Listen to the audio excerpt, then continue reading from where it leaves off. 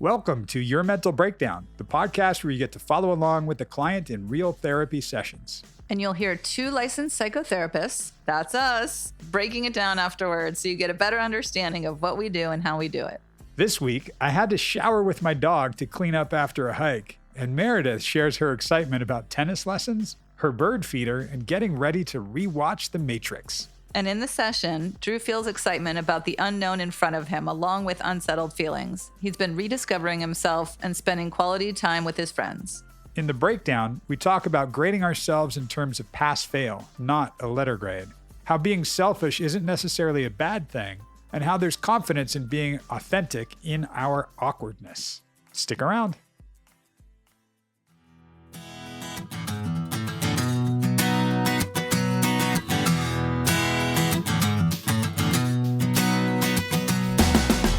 I am Doug Friedman. And I am Meredith Levy. And this is Your Mental Breakdown, the podcast.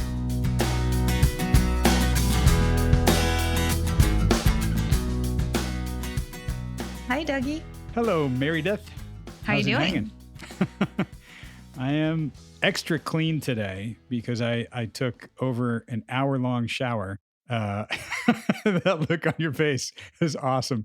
No, and what's fucked up is I got to a trail about an hour and a half early so I could get stuff done this morning. And I took Beckett out. We hit the trail like 6:30, which is fantastic. Wait, earlier than what? Than I normally go. Normally I'll go to the trails at 7 or 7:30. Gotcha. Today I got there between 6 and 6:30, did a nice long hike, and in the car on the way home. Oh, no. No skunk. It was okay. But he was good. Covered in burrs, just burrs all over because he went off trail, hunting for something, and just came back and they were everywhere.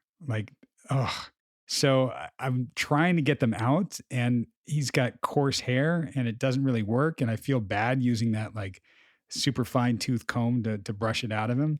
Aww. So I just brought him in the shower with me, and he was miserable. Poor guy. So you gave Beckett a full-on shower. Soap and everything. Yeah, he hated it. It's funny because I've learned that showering isn't the tough part. I mean, getting all the burrs out, and I had to brush them all out while we were shampooing, that was okay. But then it's right when we get out. He will shake like nuts and get water everywhere. And then you got to be careful. Oh, they hate it. Exactly. If I open the doors, he's going to hit my bed, and there's a doggy blanket over it, but he will just go nuts. And I heard him outside, and then I'm drying off, and then I take a real shower, and then I just hear clunking around, and he's slamming into everything, trying to scratch it off and re-stink himself with his own stink. What I've learned to do is that you just have to spread towels everywhere, all over the bathroom, so they just stay in there and rub all over them. Yeah. So do you want to hear about my excitement? I do want to hear your excitement. Well, there's a few things. As exciting as spending an hour in the shower with your dog? No, definitely not that exciting, but close. We'll try. Okay, so the first thing is, after our talk last week about The Matrix, I thought about watching it. And no, I did not watch it. However, I really thought about it. I couldn't commit to it yet, but I plan on watching it. Oh, man. I will rewatch it. I will rewatch it. If you just text me when you're watching it, I will rewatch it and we can talk about it. Literally, I wrote a college essay on how it was a Buddhist commentary. Yeah. We're not doing all that. Don't get crazy, but we can watch it on FaceTime like a movie date. I could totally geek out on so many wonderful levels. I'm sure you could. Okay. So the second thing, I don't know if I mentioned before that I have a bird feeder that none of the birds were coming to. Aww. Yeah, I know. Sad, right? But I do have a bird feeder and they are coming now, and they were coming. I just didn't know it because I wasn't watching. So they come when I'm not there. Right. That's sweet. And it's a valuable lesson in delayed gratification. I know it sure is, but I don't like to wait. Okay. So the third thing is, and I don't want to set myself up for failure here, but I am taking tennis lessons. What? A tennis lesson on Saturday. Yep. I'm super excited. That's cool to do these days right now. You're comfortable with that? I mean, yeah, I haven't played since I was like 8 or 9, and it's one-on-one. I'll be so bad. I'm sure I'll be chasing balls or he'll be chasing balls all over the court. We won't get very close, I'm sure. Right on. And it's my nephew's tennis coach, and I heard he's cute. So who knows? Ulterior motive? Always, always. Eye candy is always good for the soul. Sure. Why not? So yeah, those are my things. Those are exciting. That's cool. I had some interesting excitement. We'll segue this one and then we'll segue to the show. But do tell. I play Words with Friends. I've been playing, and there's a few people that I don't know. I've never met them. We've just been playing together for years, right? Wait, why don't we play Words with Friends together? We can. You might not like me. Why? Because you're so good. I've played with friends before. They don't like playing me. I score a lot of points. Please bring it on. Sign me up. Add me. All right. Listeners, you'll get to hear her frustration.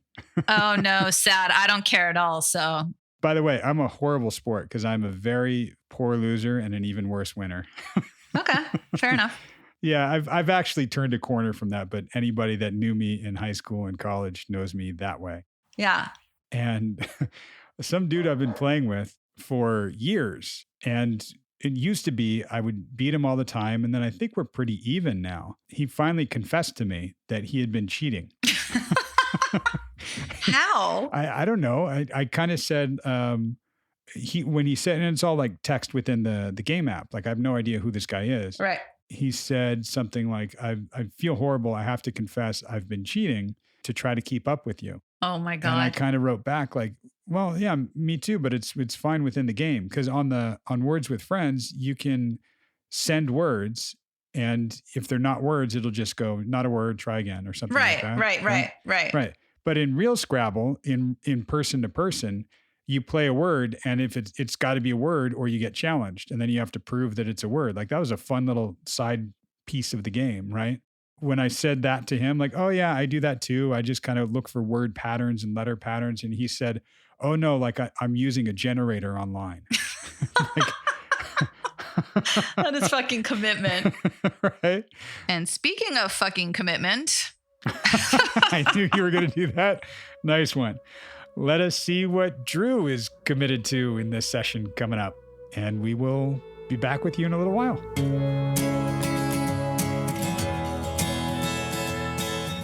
I got a really cool spot living by myself. Wow. How do you feel about that? I don't know yet. I like half of me is like really excited and like ready for it. Mm-hmm. And the other half of me is like, oh my God, I've never done this. Yeah. And like all my friends are on the West Side.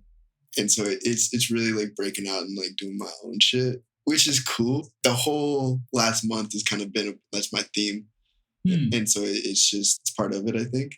Yeah. So it feels good. It's cool. A lot of what you're experiencing is what we were talking about a while back about things just being new and different. Yeah. It is exciting. Yeah. And it is anxiety producing. Yeah. It's unknown, but it's unknown that you're going into with choice, that you're going into knowing this is, I don't know what it's going to be like to live on my own, but I want to try it. Right. Right. Which, yeah, I want to try it. So yeah, we'll see what happens. And I'm kind of along for the ride, and like work too. Like I think all over my entire life is kind of where I'm at, just everywhere right now. Still kind of unsettled, and just kind of everything right now. It's just kind of like all over the place, and it's hard for me because I'm so structured in that sense that when I don't have any structure, it's like, oh my God. It's funny because you make that face like, oh my God. Yeah. What I see in there is a combo of petrified and excited. Right. You know, I mean, you've had a smile on your face almost the entire time we're talking about this. Yeah. Right. Because this is something I'm choosing and I'm going into and I want to.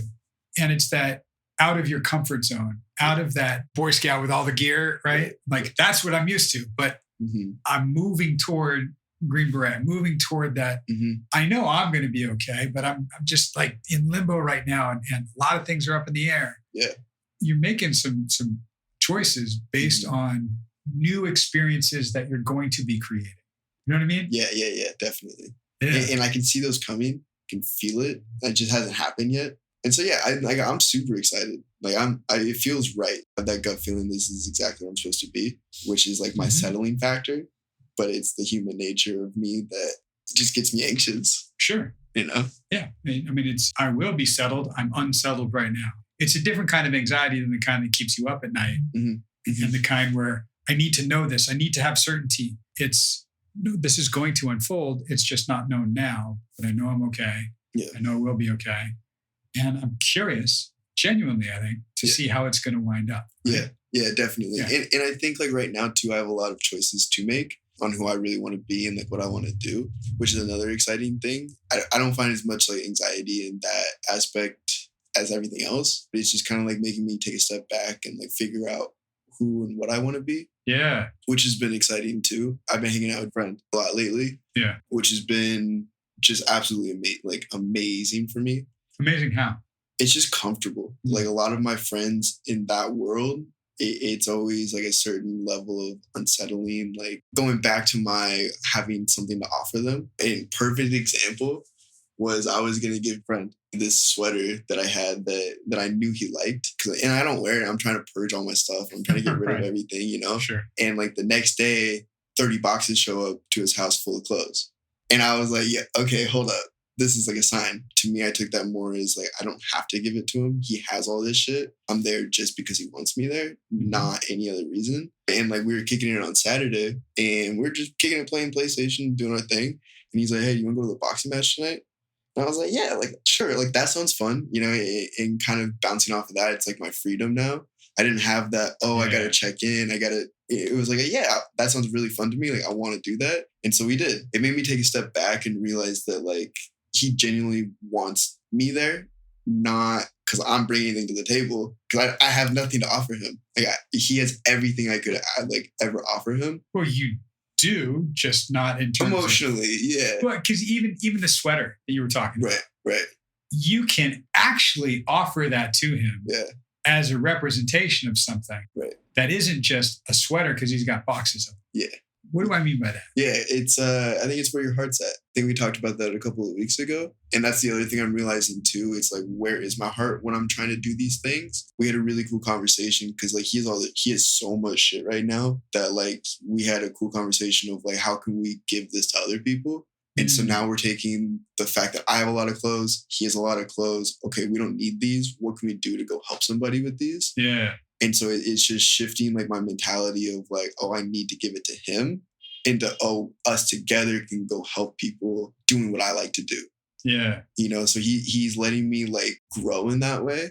Yeah. With no expectations. Like it's just it is the coolest thing. And like we went out and like we drank and like had fun. And like if I were to compare that to my Friday night a couple weeks ago to this, like this was more of a genuine, like me and my boys are going out, a really good time. Like a genuine good time. Yeah. And like that's the first time in even in this last year where I could say like I had a good time, not we had a good time. A good time was had. Right. And I happened to be there. Right. Versus I actually got to experience the good time myself. Yeah. I love that for you. And it's something you said, I think a week or two ago, ringing in my ears, of like feeling like you're a kid. Yeah. Feeling like you're like a 15-year-old kid. Yeah. Like I haven't progressed. Right. Right. And this, in a sense, is you being able to be that 15-year-old kid that gets to go, all right, who do I want to be now? Yeah. And not what most kids are doing at that age, rebelling against parents, or for you, it was caretaking. Right. But just really going, all right, let me take me out for a spin. What does this feel like? What does this look like? Yeah. And not having a girlfriend means right now for you, I don't have to answer to anybody, not because they make me, but because I feel that obligation to. So let me just try this out and see what it's like with no obligations, no expectations. And, a couple of friends. Yeah, it's not about me being able to give them something. Right. The thing I'm giving them is me. We talked about this, I think day one, even authenticity. Yeah. And like, I'm seeing like a different side of them now too. Cause like the more time we spend together, the closer we're getting. Like yesterday, a friend just had a baby boy. And so we went back to see his family and stuff. It was a trip for me because I've been flying since I was like a baby, like that at the airport, like I get it. Let's do it. Done. No problem. Right. Parents kick me off the curb, give me a hug, called it a day. Right. And so I'm driving him there and like, we're having a good conversation, whatever. And then we roll up and I'm doing my normal, go to the curb, give you a hug, all good. Right. And he kind of looks at me and he was like, hey, can you come inside with me? And I was like, what's up? Like, what do you mean? He's like, I don't know how to use the computers. And so I was like, oh, okay. Yeah, I totally got you, you know? And so we walked in together and like, I could see him appreciating that, you know, and me being there for him in that way and not a judgmental, not a, oh, you don't know how to do, like, you know, Right. really allowed us to kind of connect. I guess what I'm trying to say is like all of that combined, me walking F.I.N.E in was like the biggest highlight of him knowing that I'm there for him for no other reason than because I love him. And being there for you because that's how I am. Mm-hmm. I don't expect anything in return. I don't want anything in return. I mean, reciprocity of friendship. Yeah. Sure. Yeah. But that's right because of who I am. And like attracts like in that sense. Mm-hmm. Right. Right. And I think what I'm learning too, because I think I've said it a couple of times, is like, it's really hard to find good people here, you know? And now I'm realizing that like, I didn't have to do anything to have this type of relationship other than just be genuine. Right. Yeah. When you said I didn't have to do anything, I was about to jump out of my seat. But then you hit that, right? Yeah. Because that's what we were saying. I mean, it's funny.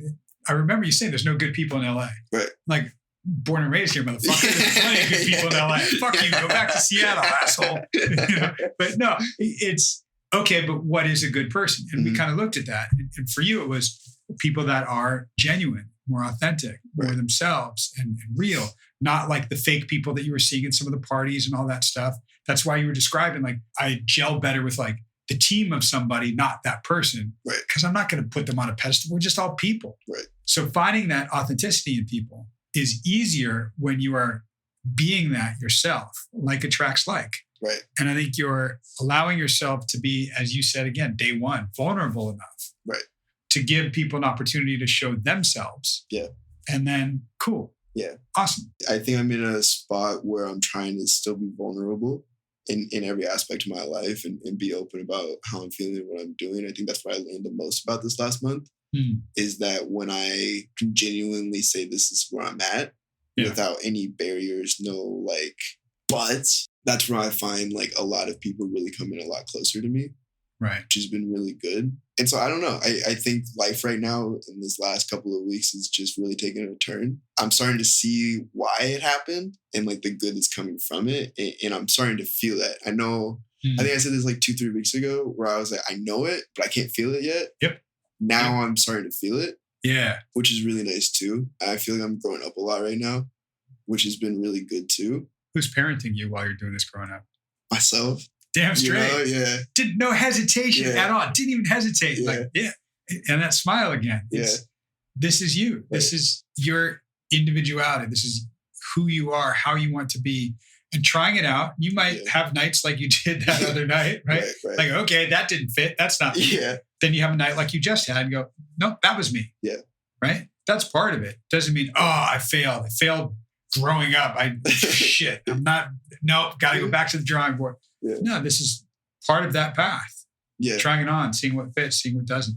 Well, and like now I'm curious because like I do want to talk to old girlfriend again, you know, like eventually. And I think that's where my head's at right now. Like I'm starting over the last 10 days of where I'm actually like progressing in the sense of like on my own, not, oh my God, I miss you so much. Why aren't you here? Right. And so now it's like, well, I'm cool by myself. I know I'm okay, but I don't want to get back into it, you know, but like, I also don't want to miss an opportunity for so. Opportunity for what? To still have her in my life. And I don't know what that means. Cause like, I cannot get in a relationship with her. I don't want a relationship with her, especially like learning what I learned and seeing it from this side of things now. Sure. And I think I'm holding on to like the memories now. You know, I keep going back to the good and not really looking at the bad. And so that's what I'm trying to like, I think reach for. Sure. In all of that. There's a few things that are happening to you. One of those things is the selective memory. I'm going to be thinking about the good things. And I'm going to want to reach out for that. Part of that is I missed me when things were good. Right. I miss how I was with the girlfriend when things were going good. Right. That felt great. Yeah. I want that again. Yeah. I just had it over there. You know, we're missing that intimacy. Having that sense of, I want to feel connection and good connection. I want that. There's a curiosity of, has she progressed? Yeah. Because I know I have. Then maybe we can see what a friendship would look like because she's different, I'm different. But we don't know if she's different. You said it this must have been 2 months ago now, but just leaving room for disappointment, that's really something I carried.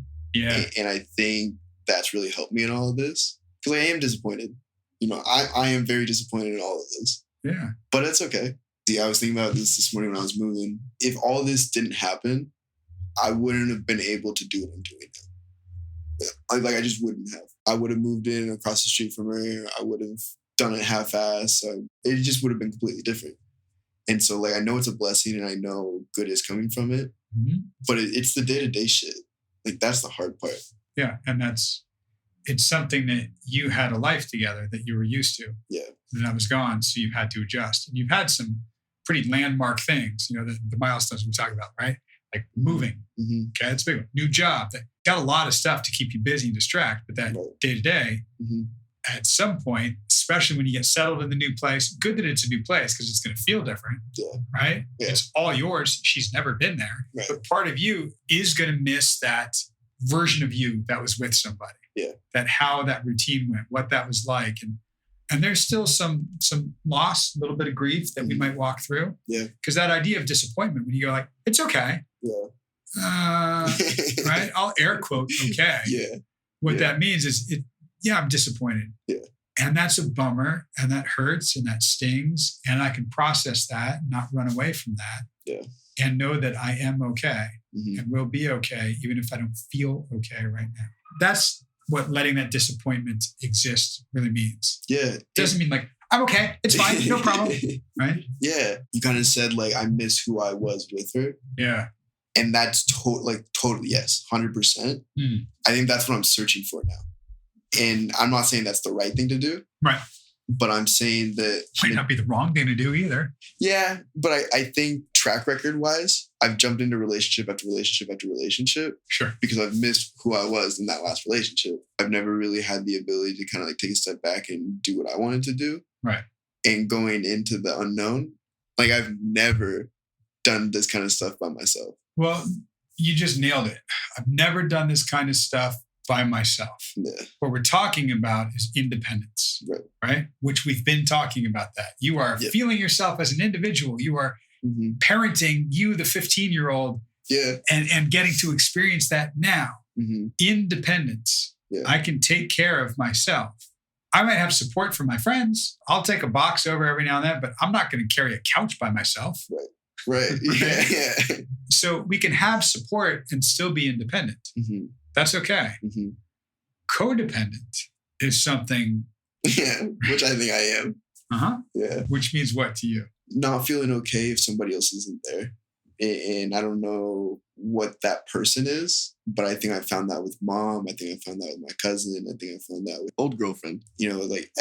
Every woman in my life. Sure. Because there hasn't really been dudes that have done this to me. And I guess my mentality through that is that I want to share what I'm doing with someone. What's the point if I just have to, if I'm the only one seeing this and experiencing it, it's not as fun. Right. And I've felt the opposite of that, of being able to share it with somebody and live it together. And I like that so much more. Yeah. That's what I want. Yeah. But I don't think that's what I need right now. I think I need to want it by myself. Right now, what you're experiencing is building yourself up to be that whole. And if you remember the books, the one after he's rolling for a while and he does that, catches up to the other one and they're rolling together. Right? And when you have that kind of mentality in life, I can be present and be experiencing things on my own and have that independence. That's great. I would love for there to be somebody to share this with, partly to validate it with me, partly to hear about them too, because hopefully they're rolling along and doing their own thing and progressing. Yeah. And that becomes interdependence, not codependent where we rely on the other person. I'm not okay without them. Yeah. Not entirely independent where I don't need anybody ever. I just do it myself. That's almost a defense mechanism, protective, right? Yeah. It's, I can have regard for somebody else's journey and they can have regard for mine and we can roll along and wow, this is how it is. Yeah. They can go, hey, you want to go to the boxing mat? Awesome. Have fun. And I think us scratching a little bit of that codependence, a little bit of that independence, trying it on, being aware of the other, and then finding your lane for that. Yeah, and I think I'm trying to figure out what it looks like for me to be independent. So I'm very black and white in that sense. You know, I don't really have a gray there. I think I'm trying to find that right now and see I'm trying it out. You know, I'm seeing what that feels like and what that looks like for me. Right. But I'm either so dependent or independent. So I'm trying to figure out what it's like to be independent, but still allow people in my life. Yeah. Because I think when I get really independent, that's to your point when my walls go up and I'm not vulnerable and then I'm not authentic and I go down a spot where I don't want to be. Totally. Count that as last Friday or a couple Friday nights ago. Yep. You know, that was me being independent, not giving a fuck and doing what I wanted to do. Right. With no regard to anybody. You know, like I didn't care. I really didn't care. It's almost, I was trying to prove I didn't need anybody or need anything. And if you're trying to prove it, then maybe it's not right. Maybe it's not true. Maybe nah. Because if we have to do that so loudly, I have to claim my independence so loudly. Yeah. No. Yeah. Really? Yeah. You calibrating it, figuring out where's that gray. There's a lot of gray area. And finding it, you are doing that. It takes some experience, and it doesn't mean you can never be black or white, because that would be black or white thinking. Yeah. Right? It's recognizing, I don't know if I dropped this on you. My colleague does this, actually my co-host. So she knows a little bit about you too. Yeah. Says there's black and white and plaid.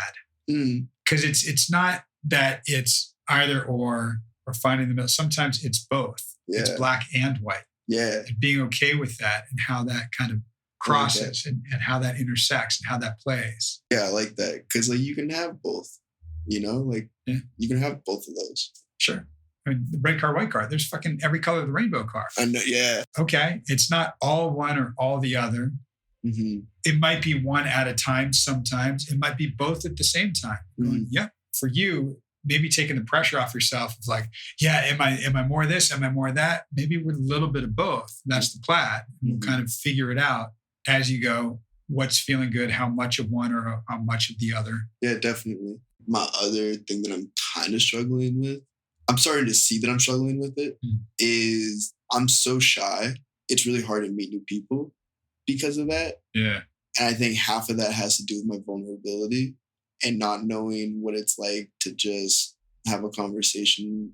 I think with like the confidence that I'm building right now, I'm getting better at it. But I mean, like we were out Saturday night, they're all talking to girls and I'm just kind of like sitting there like, this is so fun. You know, I was still enjoying it, having a great time. But I definitely want to get to the point where like I can just have a conversation without any expectation to go along with that.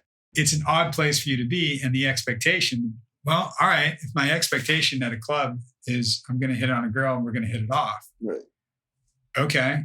If my expectation is I just want to have a genuine interaction. Yeah. Now I can be me however I want to be, and either they're going to gel or not. Hell yeah. And it's interesting. I had a client who was very, I don't want to say socially awkward, but you know, socially awkward. Yeah. Right? Yeah. You're like, no, me too. Got it. Yeah. Right. I feel it. And he was going to this thing. He was going to like a graduate program, right? And he was going to a mixer for it. And he was really worried about all these people might have more experience than him because he's been working for a while and they're academics and who's he going to fit in with and all that. I'm like, all right, what if instead of thinking about who am I going to fit in with, we go, who's going to fit in with me? Yeah. Who will I allow in my group to hang out with during this program? He went there and, you know, they sat in on like one class thing. Then there was like a mixer with drinks and he was talking to a few people. And they didn't even go to the next class together because he was like, yeah, who wants to go have another drink? And a few people did. Nice. So he found people that wanted to fit in with him by virtue of just being how he wanted to be. Right. And I think of that for what you're talking about now. Yeah. Yeah, I think so too.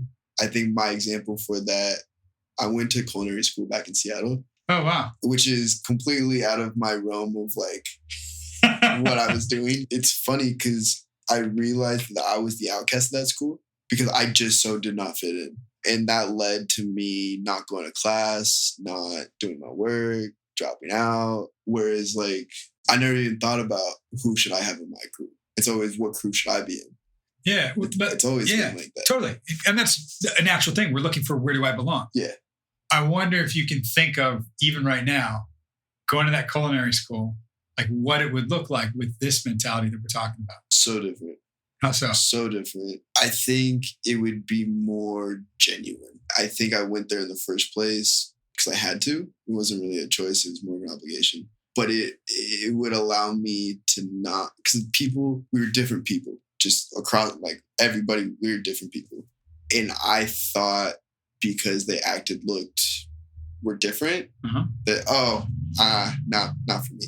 Right. You know, whereas like now with that mentality, I can at least go have a conversation and see what they're doing. How's your day going? What are you here for? Where are you from? That kind of thing versus, we don't fit in. I don't even want to try. What you were just describing is, hey, so what's your background? Where you come from? What's your thing? Mm-hmm. That's that curiosity about them. That's almost, I'm interviewing them to see if they're going to fit in with me. Right. Because I know who I am and how I am. Yeah. You want to know? Okay, I'll tell you. Right. I want to know about you. Yeah. That's a real conversation. Yeah. Right? And even though they'll look different. Yeah. Okay. Yeah. But how do we sound? Do we have that sense of authenticity, that genuine people? I know who I am. I don't need to fit in with them. Let me know about them and see if they'll fit in with me. Mm-hmm. And I think I'm getting to that point.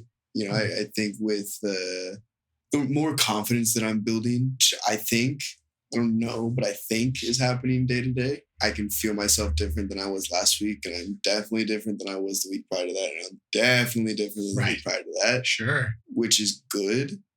I'm trying to figure out who I am. And I'm still there. I'm still in that zone. Is that okay? Yeah. And I think to a certain degree, I'll always be like that. I hope so. Yeah. I hope so. Yeah. I don't think that'll ever go away now. And that's the idea that there's no finish line for it. Personal growth is a lifelong thing. Right. I don't ever want to stop growing. Yeah. You know, and it sounds like you don't either. Mm-hmm. You're at a place right now where you're taking some pretty big leaps in a short amount of time. And personal growth isn't always throwing that much at you at once. Right. You know, but we're uncovering a lot, kind of scratching at a lot of stuff that's been there for a while and you haven't really approached it with that ability and security to let yourself out and grow, right? Yeah. So there's a lot of growth now that you get to go through. And yeah, I see you week to week looking very different, carrying yourself different, talking about things differently. Yeah. You know, it's really cool over here. Mm-hmm. Right? Yeah. And I love what I do. And part of it is for taking this journey with you. Right? I think for you, that idea of, okay, this is where I'm at. Who else is here too? Yeah. You know, because you can smell the bullshit pretty well. And sometimes you'll have to play that game. Right. If you do it by choice. Yeah. If you choose, okay, I'm going to play this game. Mm-hmm. Okay, I got to put on my baller uniform and be a baller for this event or this thing. Or, you know, I got to schmooze these people over here. Like, okay, I can put that on when I choose to. Right. And then peel it back off, you know, or even start that way and peel under it. I mean, you were describing some parties that you'd be at. And like, yeah, people just love that I talk to them. Yeah. That's that authenticity that we're talking about. Mm-hmm. And that is you. Yeah. You know, we said it a while ago, the thing you have to offer is you this way. Right. Well, we can apply that to girls too. Yeah. And maybe, you know, we're looking at, are they going to reciprocate? Which is not just saying, are they going to allow me to be that way? Because they might. Right. But are they going to do that too? Yeah. Yeah, because I need to get it back. I think you said it last week, 2 weeks ago, where old girlfriend allowed me to give her everything, but she didn't really give me anything back. And that felt good to a certain degree, you know, because like that's what I'm used to and that's what I know how to do. Yeah. And so it was comfortable. Validating. I did what I needed to do. Yeah. But I didn't get what I needed. And like that was a huge blessing for me too. Because I never even knew that I needed that. Yeah. You know, like it was just one of those things where I always kind of thought that that's how it was. Yeah. And now it's like, oh shit, like that's not true. People are out there that want to give it back just the way I do. Right. And I think like again, like I'm not trying to get in a relationship at all right now. You're still, believe it or not, practicing to be in a relationship. Yeah.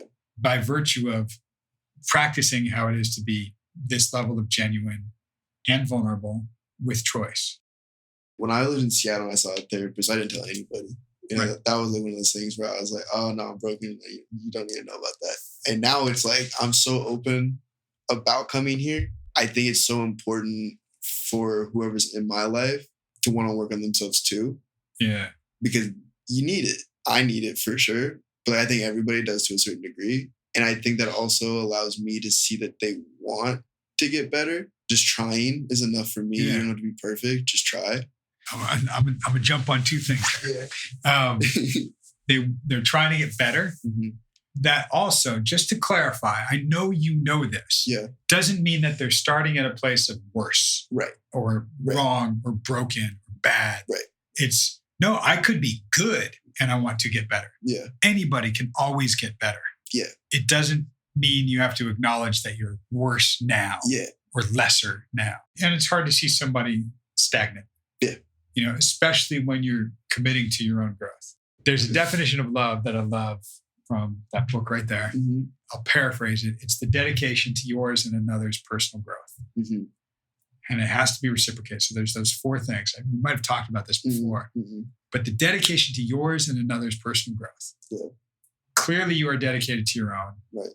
We might need to calibrate this. Yeah. Dedicated to others, sometimes a little too much. Yeah. Okay. Yeah. At least that's there. But we need to see that they're dedicated to theirs and they're going to be dedicated to yours too. Hell yeah.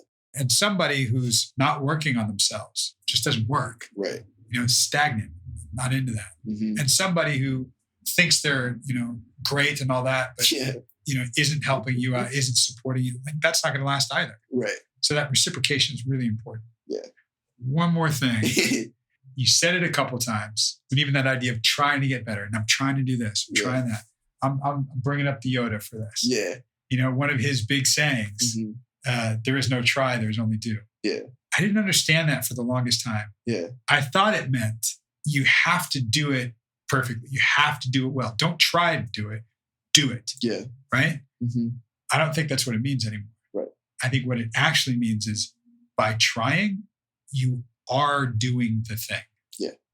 Yeah, you're already doing it. Yeah. So when you go, I'm trying to work out. Yeah.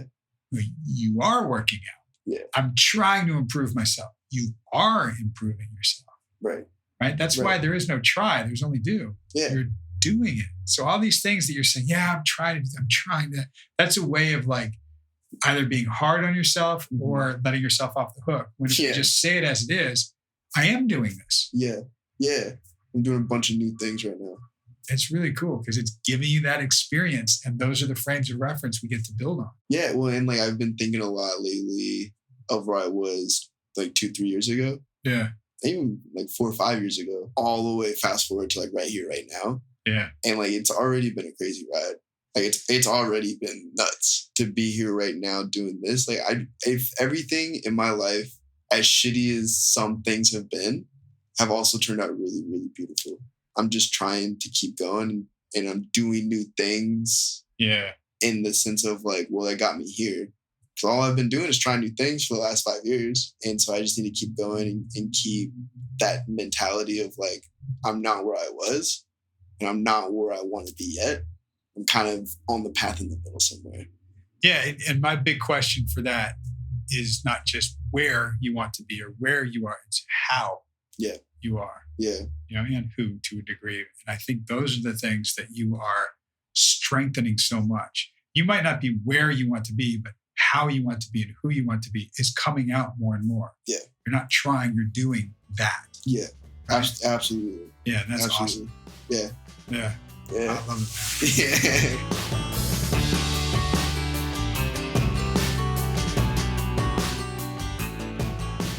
And we are back with you once again. Here we are, moving into the excitingness that is this episode. Is it? Yeah, Drew drops another bomb. He moved into his own place this week. Woohoo! Right? Yeah, little Drew's growing up. Yeah, there's always something. But I will say I was very sad, Drew, to hear that all your friends are on the West Side, which leads me to believe that you lived on the West Side. And you didn't say it. I just assumed you moved to the East Side if you're moving away from all your friends. So it's a very LA thing. The West Side will miss you if that's indeed where you lived, but that's okay. But I did love how he talked about how it was really anxiety producing and exciting at the same time. Right, both. He said he felt all over the place and he was unsettled and sort of out of his comfort zone and in limbo, and also knows that he's going to be okay.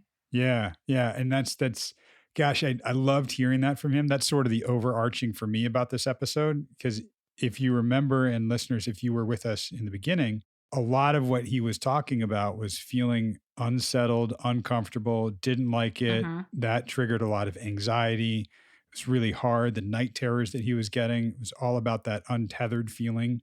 Yep. And now he's, Meredith, as you said, kind of feeling that excitement alongside the unsettled feeling and knowing it's going to be okay. So whatever doesn't feel okay, it will be okay. And now I can kind of focus on the excitement part of it too. Exactly. Not instead of, not one versus Right. the other, just allowing both to be there, which I know you love. Yeah. Well, and I think this is so important to highlight is that you can have the same unsettled feeling and the same anxiety feeling and the same not in my comfort zone feeling. And one can feel really horrible and one can feel really exciting. And I think that one of my mottos, if you will, one of the things I say to my clients all the time, actually, I say to most people all the time, is it's all going to be okay. Yeah. It's not okay right now, but it will be okay. Okay will be new and different. Okay could mean a million different things. Death can be okay. If somebody's in less pain, everything will be okay, right? We're never going to have, if we're in this heightened state of horrible anxiety, it's not going to stay that way forever, right? Right. If we're horribly sad, something will change, something will move, and it will be okay one way or the other. That's why one of the words that you hate, I'm going to bring up something from our past. You hate, I'm fine, and I'm air quoting fine. Yeah. And I remember Aerosmith wrote a song called F.I.N.E, which was F-I-N-E, fucked up, insecure, neurotic, and emotional. Amazing. So true. It's funny. I'd forgotten about that from when, we first heard that and heard that song. And I've recently brought that back with clients when they go, I'm fine. Like, oh, you're fucked up, insecure, neurotic, and emotional. And I go, nice. Yeah. Way to bring that back. Love it. Yeah. And it's funny. And now that you're saying that, okay would be another one of those words I think that could potentially annoy me. But that is what I'm looking for when I say everything's going to be okay. I'm not telling you everything's going to be fucking awesome by any means. I'm just saying it's going to be okay. Yeah. It's funny. Another thing I used with a client, looking at things as though it's a pass-fail grade, not a letter grade, because you're looking at, I need to get an A. I have to get an A. Like if I get a B, I guess that's okay. A C is average. You get caught up in that. But if you just think of taking a class pass-fail, a pass is a D. Well, what if you fail? It's okay to fail, but just looking at the curve is a lot different than we think. It's that perfectionist thing. If you think that, I only pass if I get an A, it's only okay if I'm perfect. Got it. You're not leaving room for what's actually okay. Right. What's okay is anything above an F. All this to say that idea of looking at things, especially now during pandemic, like just being good enough, just being okay, totally. just being passing, right? You don't need an A+, you don't need a B+, you don't even need a fucking C+. A D+ is passing. Yeah. If you just think of it as, what's okay, I'm going to be okay. Right. Exactly. And he talked about being really excited, having a gut feeling that he's exactly where he's supposed to be. And, in DBT, we always talk about wise mind, reasonable mind, emotion mind, and wise mind is our gut. It's our instinct. It's knowing what we know. And he knows deep down inside, his intuition is telling him that he is exactly where he's supposed to be. And I love that for him, because that meant in my mind that a month ago, he was exactly where he was supposed to be also, right? Sure. Learning enough to get to this place. Right. Even kind of going with when you go through some of how we were in the past, some of our defenses that we used in the past that don't suit us anymore.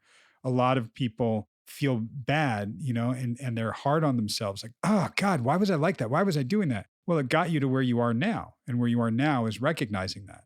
Exactly. And also he talked about making choices based on the new experiences he's going to be creating. And he talked about being curious. I loved all that. Yes. And that's the idea of what used to really bother him before, that feeling unsettled, right? Not knowing something was not okay. That triggered the anxiety. And that was the anxiety that often led to night terrors or that unsafe feeling, that codependence. I need to find it in somebody else. And he's kind of realizing like, okay, there's anxiety and there's excitement, and this is new and different, and that's okay. Totally. He said he went out and had such a good time. And I don't know if it was you or him that pointed it out, but you said, I had a good time, not we. And then you said, you said a good time was had. A good time was had. Right. A good time was had. Yeah. And, thinking about it, people get really caught up in this idea of being selfish and the idea of just putting yourself first and doing for you. And that's not what it's about. Being selfish or focusing on yourself to be happy so that you can also be happy with and around other people. Yeah. And that's even being selfless. When he was talking about the example he gave, I think early on in the session was, I wanted to give my friend this sweater, right? I wanted to give him something. And then I got to his house and he had all these boxes of like clothes, right? Right. Just sent to him like, oh man, what do I have to offer? But then he realized, and he even said it's where your heart is. Yeah. He has him to offer. Exactly. And that's being acknowledged and appreciated. And it's something you said last week. When you're not being your authentic self, then they can't reject the real you. Right. They also can't acknowledge and appreciate the real you. And Totally. This is what he's sort of balancing and figuring out and experiencing now, which is phenomenal. And segued so lovely into one of my favorite parts of this episode was when he said that he didn't have to do anything to meet good people other than to be genuine and authentic. And you were like, wait, defended LA. You were like, listen, motherfucker, I'm born and raised here. And you said something to the effect of, and of course, this is always me being me, playing devil's advocate. You did say something about, like being around, drawing in other authentic people and not those other fake people. I say to that, fake people, quote unquote, fake people can also be authentic. We all have our moments. So were there times where Drew was being fake before and authentic? I think we go in and out. And I think even one of the things that Drew mentioned that I could totally relate to was at some point, which we can get to this culinary school thing later. That was fucking crazy. I was like, what are you talking about? You didn't even know. I was dying. Apparently my boy can cook. Right? Right? No, but so he talked about being shy. Just my experience of Drew so far, I feel like people would be surprised to know that he's shy. I can relate because I've been so shy my whole life. And when you told the story about the graduate program mixer, on my first day of my MBA of business school, we had a quote unquote mixer.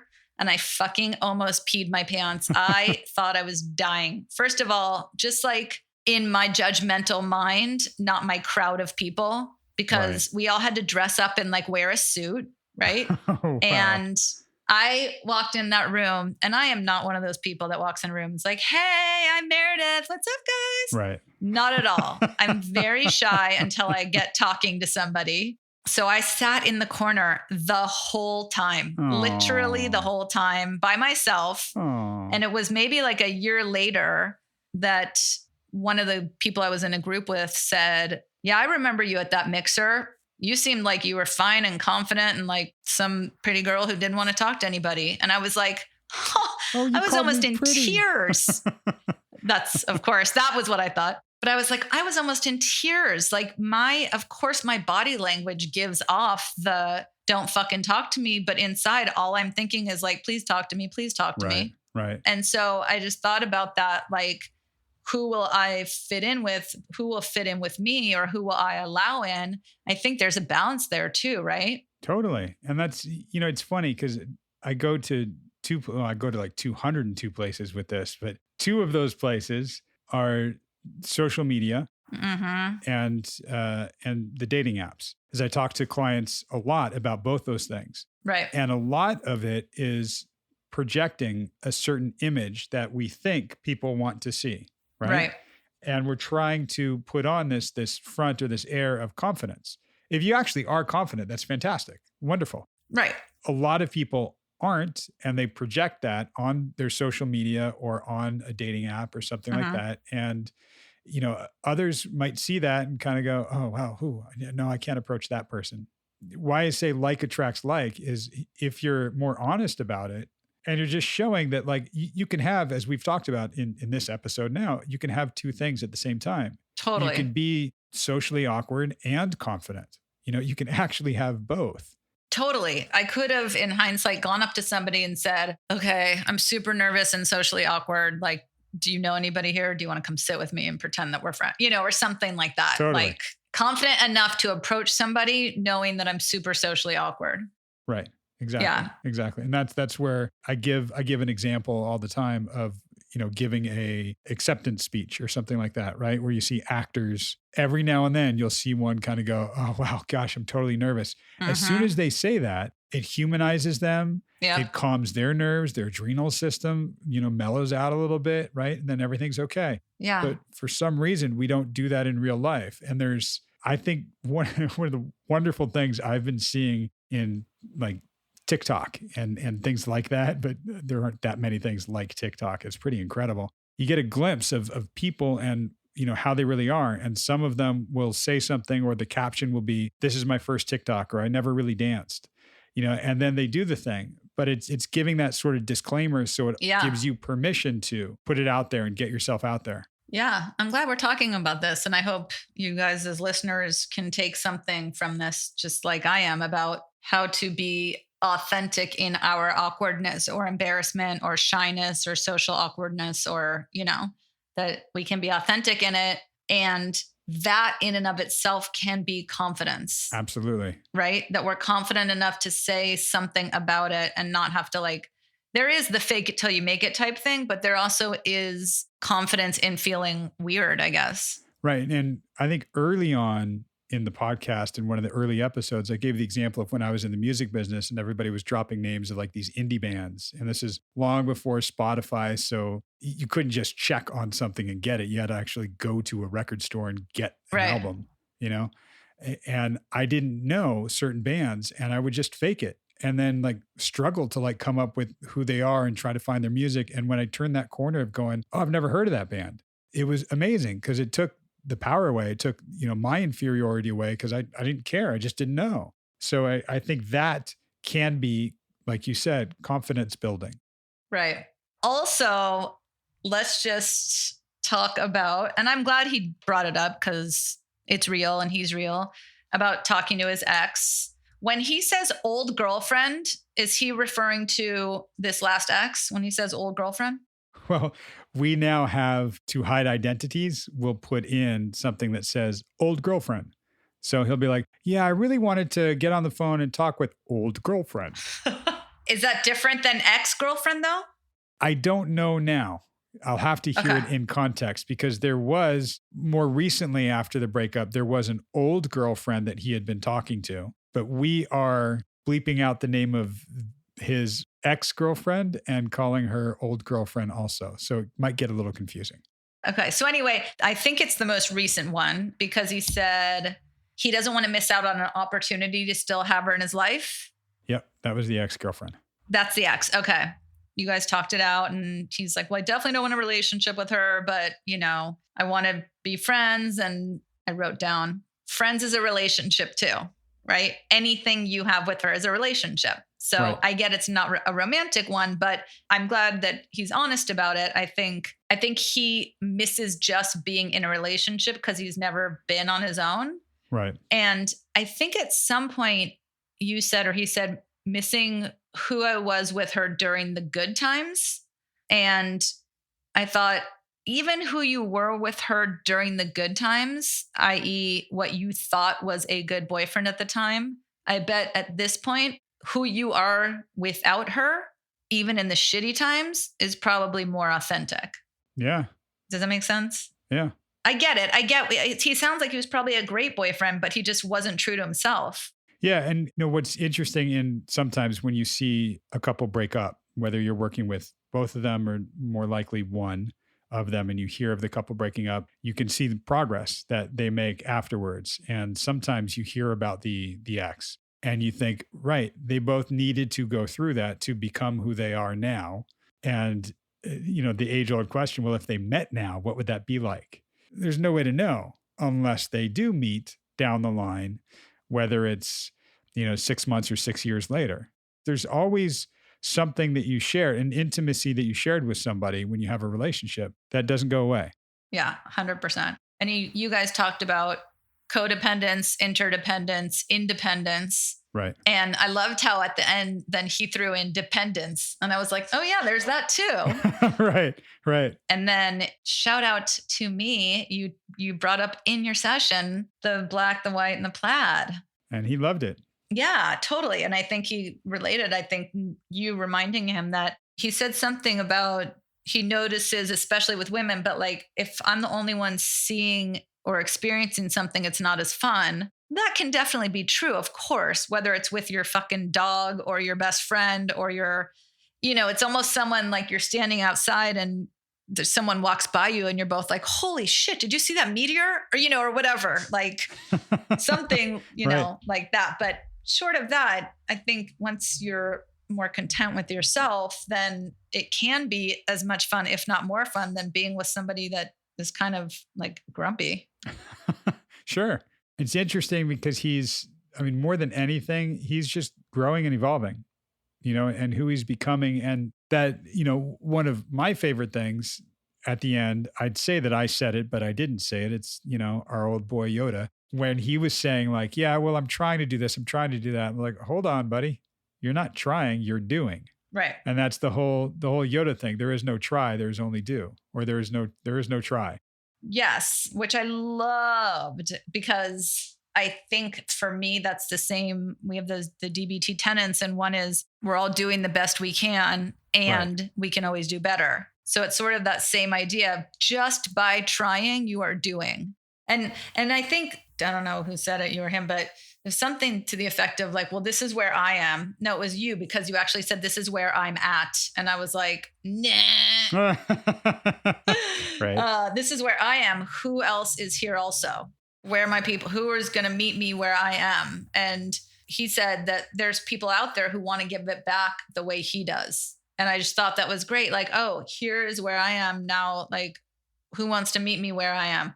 Yeah. And that's the whole idea of who fits in with me. And going back, like bringing it full circle for the session where he was talking about giving a sweater to one of his buddies. And then he got all these boxes of clothes. But then the buddy was like, yo, I don't need all this. Why don't we give it to people that would need it? Right. And Drew was like, yes, that speaks to me. I like that. Totally. That, so now we're seeing him kind of calibrate his actual self, right? His authentic self.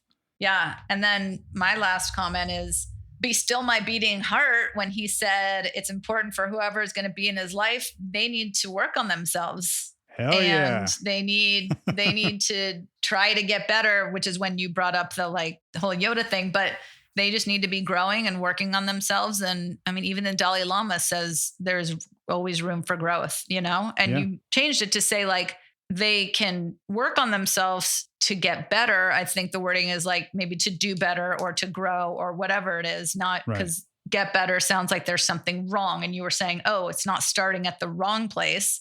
It's just growing and moving forward. Right. And the fact that now he's like, well, whoever's going to be in my life needs to be working on themselves. I was like, amen, my friend. Oh yeah. It was Love that. so sweet and loving to hear. I loved it. He deserves that. Yep. So I'm excited to hear what happens. You will. You all will. You'll all get to hear. This is, and I get so excited about what we're all doing here, and you guys out there are a part of it, because what I really wanted to do was show somebody's arc, not just over a couple of sessions or a couple of sound bites, but being able to see somebody progress through their own life. And it's totally pretty amazing. The growth that he's gone through, it's been less than, or maybe just around 6 months, and already like such tremendous growth and change for this guy. Yeah, Drew, proud of you. Stick with us, keep coming back, keep growing, keep elevating, keep evolving. Keep smiling, keep shining, knowing you that you can always count on me. Such a good voice. Because that's what friends are for. That is what friends are for. All right. We'll catch you next week. Bye. Bye.